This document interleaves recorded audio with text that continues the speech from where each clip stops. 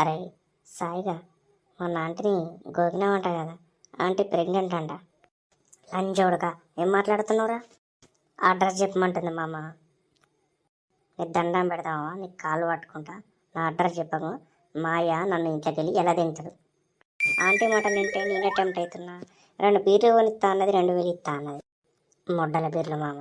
నేను కొనిస్తా మామ. 2 మామ. కేసు బీర్లు కొనిస్తా. 5,000 ఇస్తా. నీకు కాలు పట్టుకుంటా. నా అడ్రస్ అయితే చెప్పక ఆంటీకి.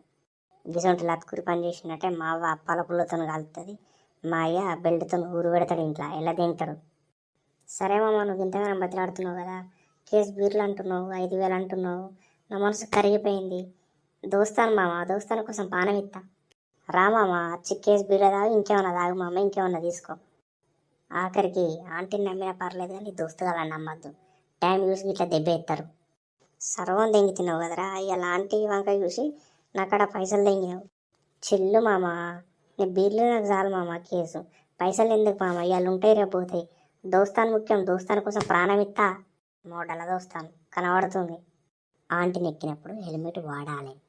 లత్కూరు బాడుకోవు నువ్వే యారా, తాగిన తర్వాత రెచ్చగొట్టి పంపించినావు. మామ తాగిన తర్వాత దోస్తాను 100 అంటాం, గవన్ని పట్టించుకుంటావా మామ?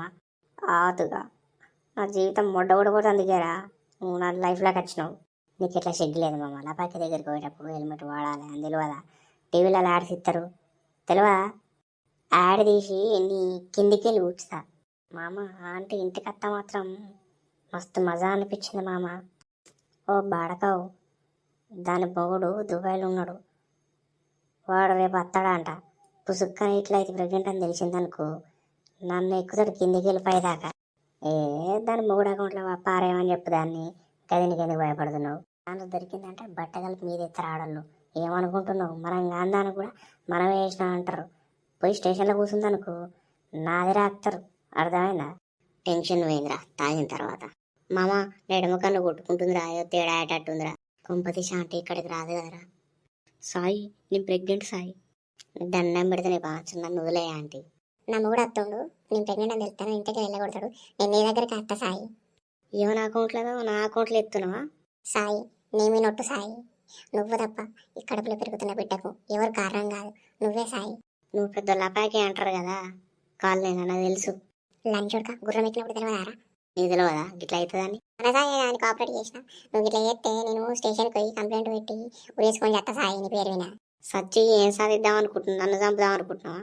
నేను మంచిగా చెప్తున్నా, ఇలా రాత్రి డాక్టర్ దగ్గర పోదాం, టీపీ పైసలు ఖర్చు అయితే పెట్టుకో. లేదనుకో రేపు నా మొగుడు వస్తాడు, ఇంటికి వెళ్ళగొడతాడు. నీ దగ్గరికి వస్తా బట్టలు ఎదుర్కొని ఫ్రెష్గా అర్థం చేసుకుంటాం. నువ్వు నేనే మా ఇంట్లో అడక్క తింటున్నా. నువ్వు అడకొచ్చింది నాకు పెట్టు సాయి, నేను తింటా.